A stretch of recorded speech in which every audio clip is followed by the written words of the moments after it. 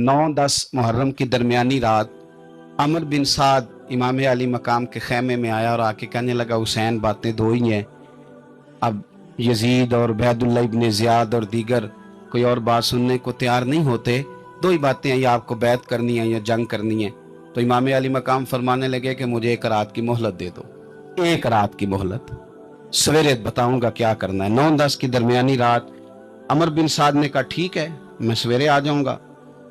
तो अमर बिन साद खैमे से बाहर निकला तो हजरत अब्बास बिन अली, हजरत अब्बास रदी अल्लाह ताला अन्हु हाजिर बारगाह हुए तो इमाम अली मकाम से अर्ज करने लगे, भाईजान मुझे पता है सवेरे आपने क्या फैसला करना है और आपको भी पता है सवेरे क्या फैसला करना है। तो ये बदबातन किस्म के लोग हैं, ये सोचेंगे पता नहीं हुसैन कमजोर पड़ गया।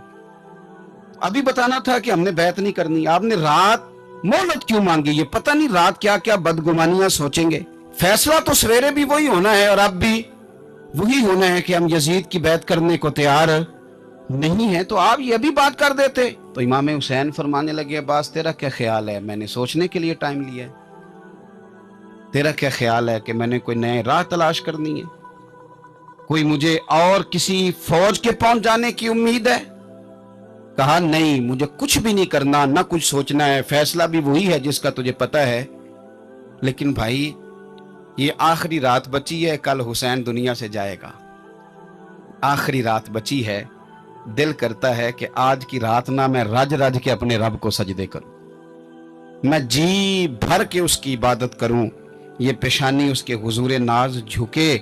और यार हुसैन इब्ने अली तो एक रात बकायदा बचाए कि मैंने अल्लाह के हुजूर हाजिरी देनी है और तू सारी रातें ज़ाया कर देता है। तो तन्हाई में कुछ ना कुछ इबादत करें, लेकिन इसके साथ साथ इमाम हुसैन रदी अल्लाह ताला अन्हु का जज्बा जिहाद, इमाम हुसैन की इस्तकामत।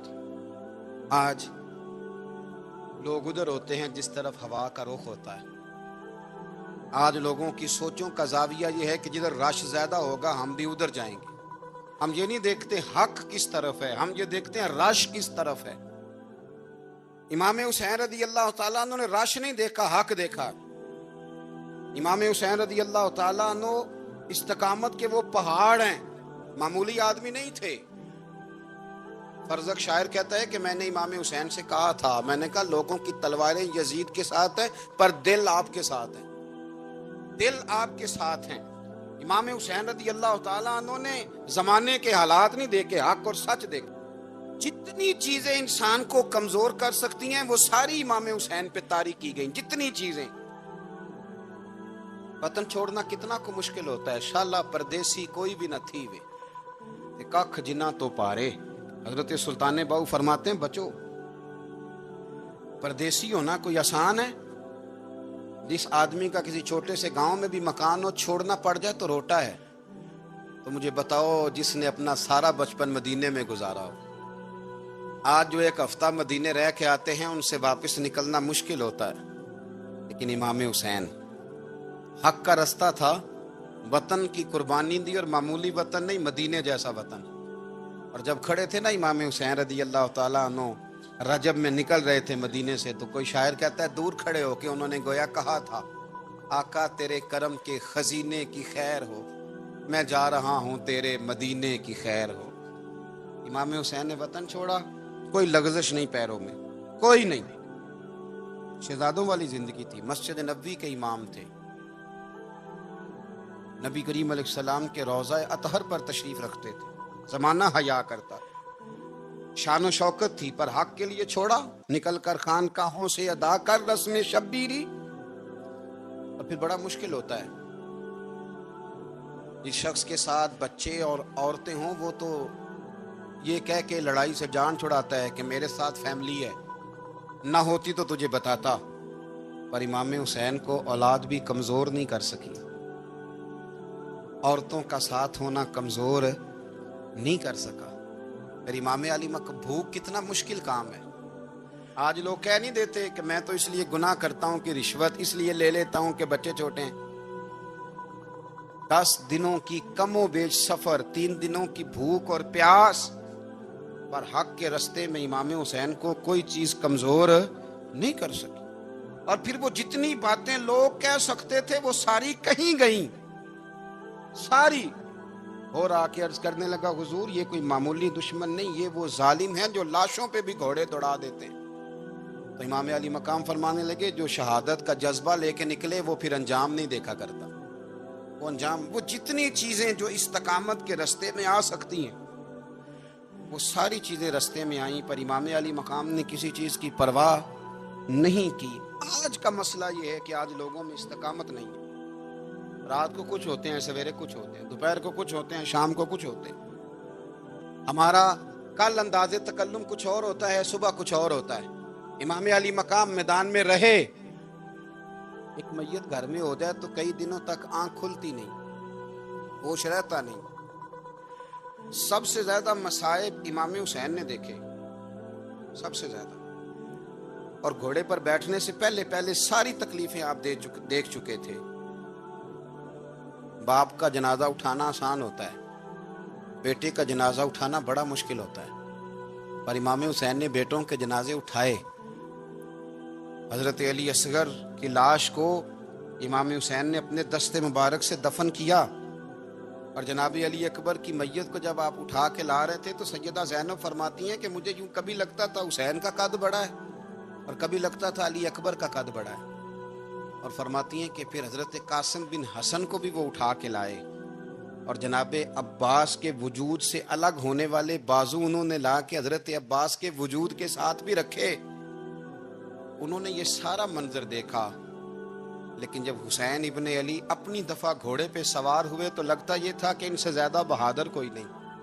ایک جملہ بھی یزیدی فوج کے سامنے امام حسین نے کمزور نہیں کہا، ایک جملہ بھی، ایک فکرہ بھی کچا نہیں بولا، کہیں بھی کوئی منت نہیں کی، کسی جگہ بھی ان کے پائے استقلال میں کوئی لغزش نہیں آئی.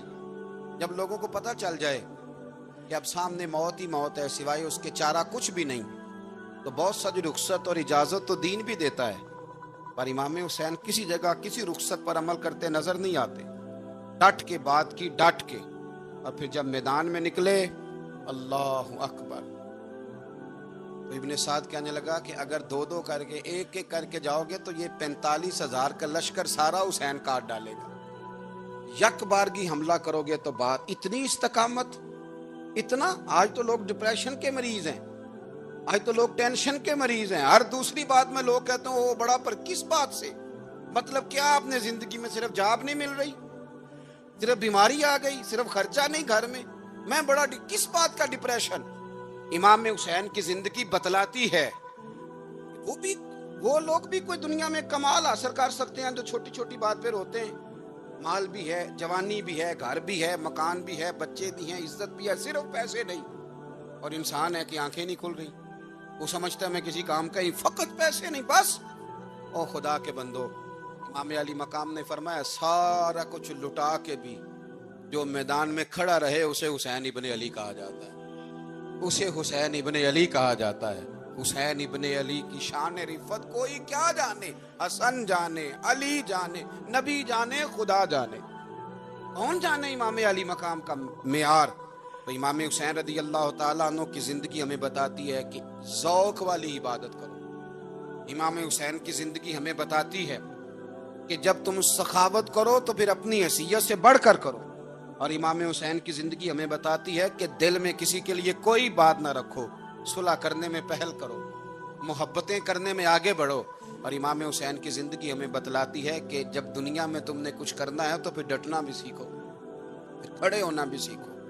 یہ نہ دیکھو کہ حالات. امام حسین نے ایک دن بھی حکومت نہیں کی، یزید نے 4.5 سال کی، لیکن قیامت تک دلوں پہ حکومت امام حسین کی رہے گی، امام حسین کی رہے گی، اس لیے کہ ان میں استقامت تھی.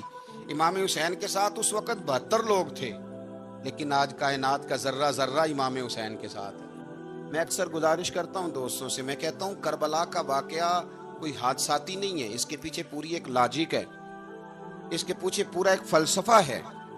ایسے ہی کوئی آدمی 3 دن بھوکا پیاسا رہ سکتا ہے؟ کسی آدمی کو صبح اس نے کھانا کھایا اور شام تک کھانا نہ ملے تو ٹانگیں کانپتی ہیں.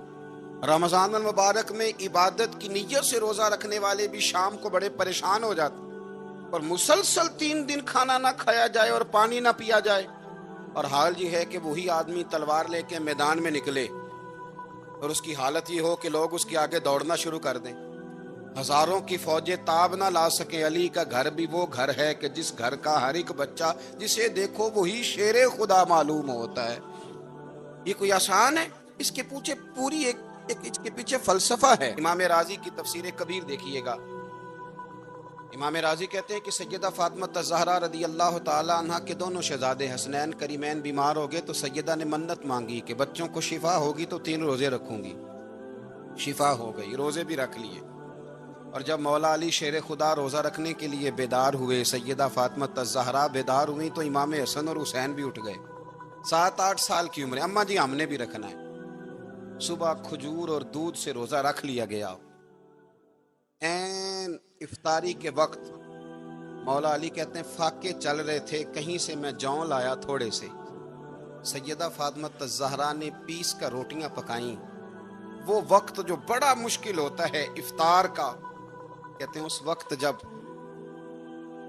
کھانے کے لیے بالکل ہاتھ آگے بڑھنے لگے اور امید تھی کہ ابھی سیدنا بلال اللہ اکبر کہیں گے تو روزہ کھلے گا، لیکن ابھی چند ہی منٹ رہتے تھے کہ دروازے پر ایک فقیر نے صدا دی، کہنے لگا سارے مدینے کے دروازے کھٹکھٹا آیا ہوں، قحط ہے، فاقہ ہے، اے رسول اللہ کے خاندان والوں، میں یتیم ہوں، کسی نے بتایا ہے کہ اور کوئی دروازہ کھلے نہ کھلے سیدہ کا دروازہ تیرے لیے ضرور کھلے گا، کیا یتیم کو روٹی ملے گی؟ تو حضرت مولا علی نے بچوں کی طرف دیکھا ہی تھا کہ امام حسن ساری روٹیاں جا کے دروازے پہ دے آئے، کھجور اور پانی سے افطار ہو گیا۔ صبح پھر کھجور اور دودھ سے روزہ رکھا۔ امام راضی کہتے ہیں این وہ وقت جب افطار کا ٹائم آیا تو پھر دروازے پہ کسی نے صدا دی، کہا اے رسول اللہ کے خاندان والوں میں مسکین ہوں، رات سے روٹی کھائی ہے، نہ صبح کھا سکا نہ دوپہر، کسی نے بتایا ہے کہ اس دروازے سے خالی کوئی نہیں جاتا۔ امام حسن نے پھر سارا لنگر اٹھایا اور پھر جا کے دے دیا۔ تیسرا دن پھر ہوا، مجھے لگتا ہے جب افطار کا ٹائم آیا ہوگا نا تو یہ خود ہی سارے دروازے پہ دیکھتے ہوں گے، یہ کوئی آیا نہیں لینے والا ابھی تک، لگتا ہے کہ نظریں دروازے پہ تھیں۔ این افطار کے وقت 3 روٹیاں جب جوں کی پک کے آئی، ایک بھکاری نے صدا دی، کہنے لگا میں قیدی ہوں، آج ہی قید سے رہائی ملی ہے، پہلے دن کسی کے دروازے پہ صدا دی ہے روٹی ملے گی؟ امام حسن وہ کھانا دے کے واپس لوٹے، کھجور اور پانی سے افطار ہوا، اور جیسے ہی مسجد نبوی میں تینوں باپ بیٹا نماز پڑھنے گئے تو مولا علی کہتے مجھے بتانا نہیں پڑا، رسول کریم نے میری طرف دیکھ کے فرمایا علی تیرا، فاطمہ کا، حسن اور حسین کا 3 دن والا عمل خدا کو بھی بڑا پسند آیا ہے اور محمد مصطفیٰ کو بھی بڑا پسند آیا ہے، بڑا پسندیدہ عمل۔ میں کہتا ہوں کہ حضرت فاطمہ نے نا ان کی تربیت پہلے ہی کر دی تھی، 3 دن بغیر افطار کے روزہ رکھنے کی، وہ ٹریننگ گھر سے ہو چکی تھی۔ اب میدان کربلا میں 3 دن بھوکا پیاسا رہنا ان کے لیے مشکل نہیں تھا، وہ تو ان بچوں کے لیے مشکل ہوتا ہے جو کھانا دیر سے پکنے سے برتن توڑنے شروع کر دیتے، وہ بچے بلیک میل ہوتے ہیں جن کو ایک وقت ان کے پسند کا کھانا نہ ملے تو وہ گھر میں جو ہے وہ ادھم شروع کر دیتے ہیں، جن کی ماں نے عادت ڈالی ہو کہ بیٹا 3 دن بھوکے پیاسا رہنا ہوا تو رہ لینا، لیکن کسی بھی باطل کے ساتھ کمپرومائز نہ کرنا، ان کے لیے اتنا مشکل نہیں تھا۔ ان کی تربیت ہوئی، ان کی ٹریننگ ہوئی، پھر اللہ نے ان کی سیرت میں رنگ بھرے، ان کے کردار میں حسن آیا، وقار آیا۔ حضرت امیر معاویہ رضی اللہ تعالیٰ عنہ نے ایک شخص کو بھیجا مدینہ منورہ شام سے، تو اس نے کہا میں نے امام حسین سے ملنا ہے، تعارف کیا ہے؟ جناب امیر معاویہ فرمانے لگے مسجد نبوی میں جانا جس کے گرد لوگ سب سے زیادہ ادب سے بیٹھے ہوں اور جس کی باتیں سب سے زیادہ میٹھی ہوں اور جس کی نظریں سب سے زیادہ جھکی ہوں اور جس کے چہرے پر تمہیں سب سے زیادہ وقار نظر آئے وہی علی کے بیٹے حسین ہوں گے۔ جو سب سے زیادہ تمہیں وہاں ماحول کے اندر جو شخص نظر آئے، پوچھنے کی ضرورت نہیں پڑے گی، تو شخص کہتا ہے میں مدینے آیا تو میں نے واقعی ایک شخص کو دیکھا، شہد کے گرد مکھیوں کا اتنا ہجوم نہیں ہوتا جتنا امام حسین کے گرد رسول اللہ کے غلاموں کا ہجوم تھا، لیکن نظریں جھکی ہوئی، باتیں میٹھی، लहजा गुदाज गुदाज, लफ्जों में रानाई। और लोग कई बातें पूछते तो अली के साहिबजादे एक का जुमला बोलते तो लगता ये कि वो जुमला सीधा दिल में उतरता चला जाता है। इमाम अली मकाम के किरदार में ना कुछ बातें बड़ी ज्यादा थी, बहुत ज्यादा थी, बड़ा हुस्न था। एक बात तो ये थी, इमाम हुसैन रदी अल्लाह ताला अन्हो का इल्म फजल बड़ा कमाल का था। एक दफा सहाबा में मसला बन गया कि बच्चा पैदा होता है तो इसका वजीफा कैसे लगाना है। इमाम हुसैन का इल्म फजल बता रहा हूँ, इल्म फजल। तो बात बड़ी पेचीदा हो गई।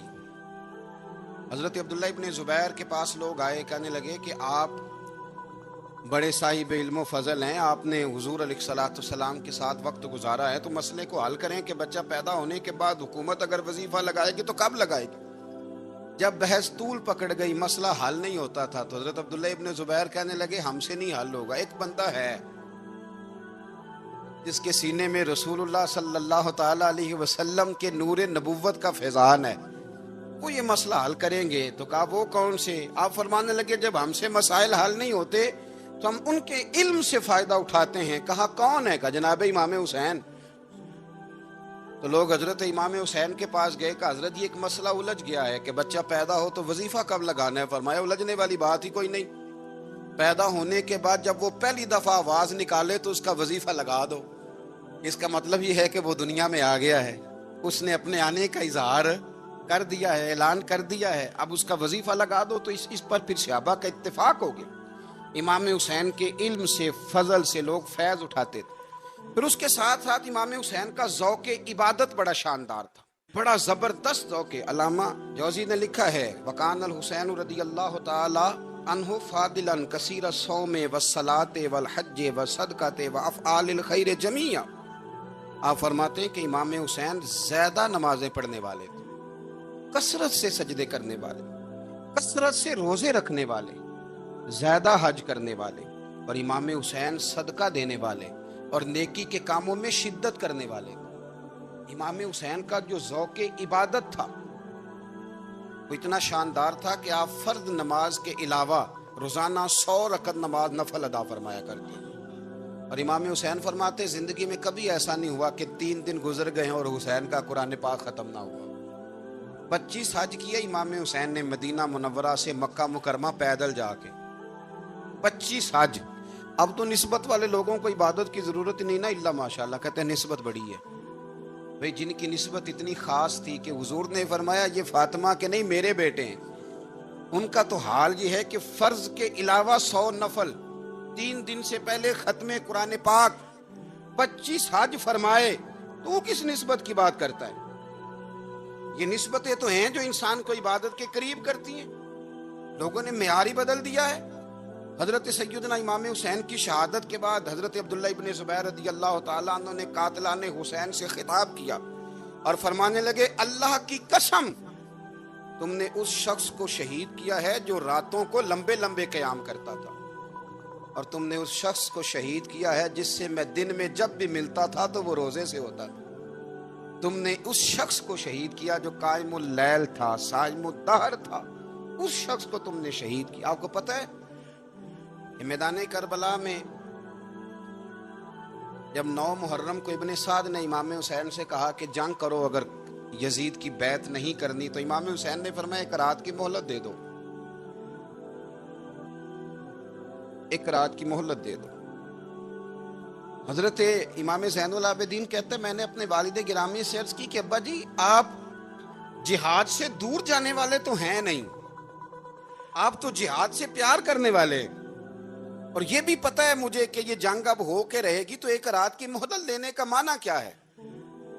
भाई कल भी लड़ना है और रात भी लड़ना है, तो अब्बा जी 1 रात की मोहलत। तो सैयदना इमाम हुसैन रज़ी अल्लाह ताला अन्हु फरमाने लगे बेटा रात की मोहलत इसलिए ली है कि मैं आज रात खुल के अपने रब की इबादत कर लूँ, मैं इस्तिगफार कर लूँ, मैं लंबे सजदे करूँ।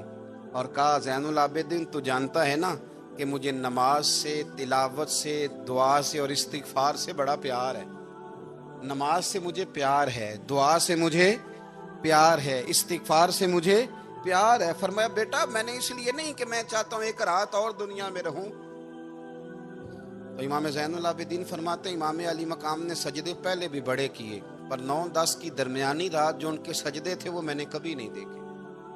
فرماتے ہیں تیمم کے ساتھ وہ رات کی جو عبادتوں کا رنگ تھا وہ میں نے کبھی نہیں دیکھا۔ امام علی مقام کا عبادت کا ذوق تھا، شوق تھا، لذت تھی۔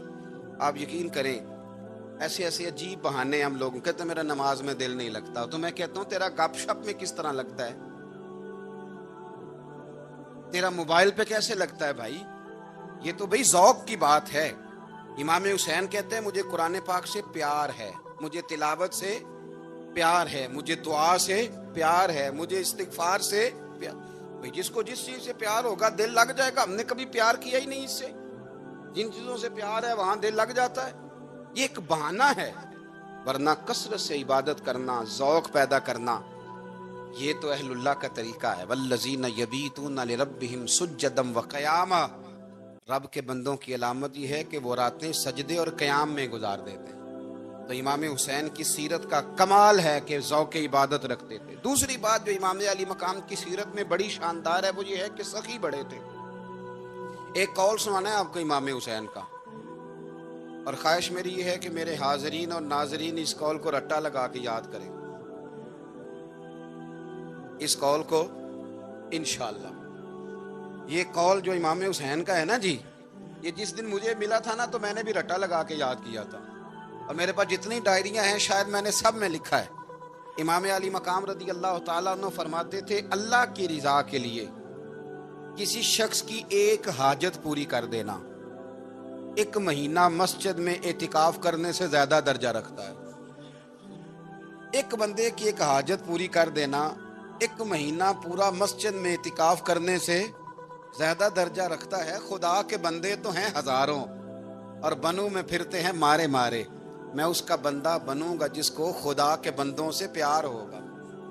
کسی بندے کی ایک حاجت پوری کرنا 1 مہینہ اعتکاف میں بیٹھنے سے زیادہ افضل ہے۔ اسی لیے تو میرے حبیب کریم علیہ السلام نے فرمایا تو رب کے بندوں کی حاجتیں پوری کرنے میں لگ جا، رب تیری حاجتیں پوری فرما دے گا۔ امام علی مقام فرماتے تھے ایک حاجت کسی کی پوری کرو۔ حضرت جناب سیدہ زینب بنت ابی رافع کہتی ہیں کہ سیدہ فاطمہ الزہرا نا ایک دن اپنے دونوں شہزادوں کو لے کے، جب حضور کی طبیعت مبارک بظاہر علیل تھی جس میں حضور کا وصال ہوا، دونوں شہزادے لے کے سیدہ فاطمہ نبی کریم کی بارگاہ میں گئی، کہنے لگی یا رسول اللہ میرے بچوں کو کچھ دیجئے سیدہ پاک۔ تو حضور اٹھ کے بیٹھ گئے، اس کندھے سے امام حسن کو لگایا اور اس سے امام حسین کو لگایا، اور فرمایا فاطمہ یہ جو میرا حسن ہے نا اس کو میں اپنی ہیبت اور سرداری دیتا ہوں، اور فرمایا یہ جو میرا حسین ہے نا حسین کو میں اپنی جرت اور سخاوت دیتا ہوں۔ میرا حسین جرت مند ہوگا اور سخی ہوگا۔ داتا گانج بخش علی حجویری، امام الاولیاء، سید الاصفیاء، داتا صاحب کشف المعجوب میں فرماتے ہیں ایک دن نا امام حسین کے پاس ایک شخص آیا بڑی دور سے کچھ مانگنے، کہا حضور کچھ دیجئے۔ وہ شخص کہتا ہے کہ میرا ظرف یہ تھا کہ 4-5 دینار ملیں گے۔ تو امام حسین فرمانے لگے تھوڑی دیر بیٹھ جا، رزق آ رہا ہے۔ تو امام حسین کو حکومت وقت کی طرف سے نا 5 تھیلیاں ملی جس میں ایک تھیلی میں 500 اشرفیاں تھیں۔ 5 تھیلیاں آئیں، لیکن اس کو آنے میں نا ذرا دیر ہو گئی۔ وہ 5 تھیلیاں جب آئی نا تو امام حسین اس کی طرف 5 تھیلیاں بڑھا کے نا، ذرا دیکھنا میری طرف غور سے، 5 تھیلیاں بڑھا کے نا تو فرمانے لگے میاں جتنا تجھے انتظار کرایا ہے نا اتنی ہم تیری حاجت پوری نہیں کر سکے۔ تو یہ نہ محسوس کرنا کہ حسین کے دروازے پہ بیٹھا بھی رہا ہوں تو ملا کیا ہے، یہ نہ محسوس کرنا۔ وہ شخص کہتا ہے جب میں نے وہ تھیلیاں کھولی اور پھر میری نظر امام حسین پہ پڑی تو میرے اندر سے آواز آئی اگر حسین ابن علی اتنے سخی ہیں تو محمد عربی کتنے سخی ہو۔ اگر یہ معیار ان کا ہے، ان کا یہ معیار ہے، اور خود بھیک دیں خود ہی کہیں منگتے کا بھلا ہو، خود کہنے لگے جتنا انتظار کرایا ہے اتنی تیری مدد کر سکے۔ یہ سخاوت کا معیار تھا، یہ طریقہ تھا۔ ایک دفعہ سیدنا امام حسین رضی اللہ تعالیٰ عنہ کے گھر کے اندر نا 5000 دینار آئے، مسجد میں تھے، آپ کو 5000 دینار ملے تو امام زین العابدین کہتے ہیں کہ مسجد سے لے کر گھر آنے تک امام حسین نے 5 کے 5000 اللہ کے رستے میں خیرات کر دی۔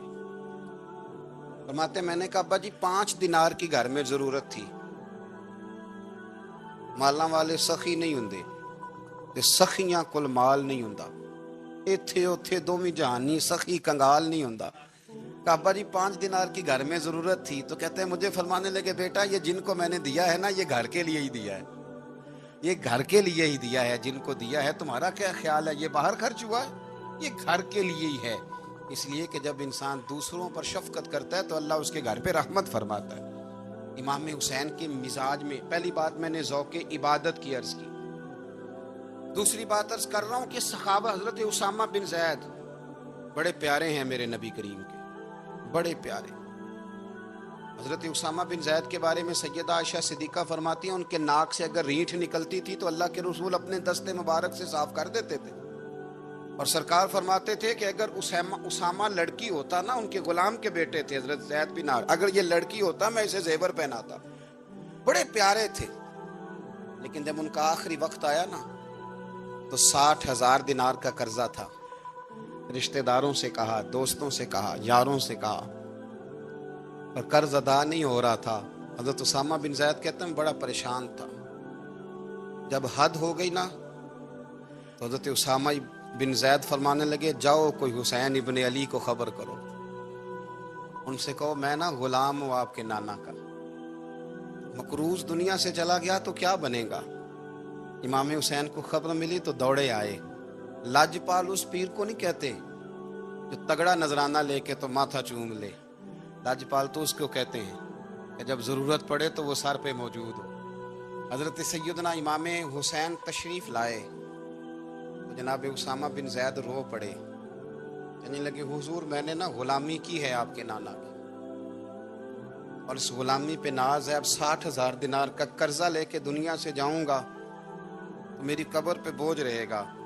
امام حسین خادم کو بھی کہہ سکتے تھے جاؤ گھر پیسے پڑے ہیں لے آؤ، امام حسین خود گئے، چادر روڑ کے تو اس کی اوٹ میں بکل میں 60,000 دینار چھپا کے لائے، اور جناب اسامہ بن زید کے سامنے رکھ کے کہنے لگے اسامہ یار پیسے رات کو ہی آئے تھے، میں سوچ رہا تھا مجھے تو ضرورت نہیں، اللہ نے کس کا نصیب میرے گھر میں بھیج دیا، مجھے تو حاجت ہی نہیں تھی، اب پتہ چلا پیسے تیرے تھے، اللہ نے حسین کی ڈیوٹی لگائی ہے کہ جا کے دے آ۔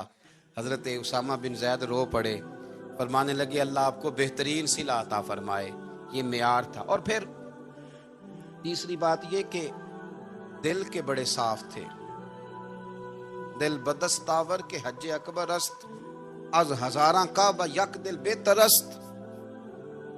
شیخ سعدی کہتے ہیں کہ درویش کہتے ہیں کہ کسی کا دل رکھ لینا نا، دل راضی کر دینا، کعبے کا 1000 بار حج کرنے سے بہتر ہے۔ دل بدستاور کے حج اکبر است، کسی کا دل راضی کرنا حج اکبر ہے۔ امام بڑا ہی پیار کرتے تھے، گھوڑے پہ جا رہے تھے، کچھ فقیر غریب لوگ بیٹھ کے روٹی کھا رہے تھے، کہاں رہے تھے؟ سڑک کے کنارے۔ تو امام زین العابدین فرماتے ہیں کہ جب امام حسین گزرے تو انہوں نے آواز دی حضور دل کرتا ہے ہمارے ساتھ بیٹھ کے روٹی کھائیں۔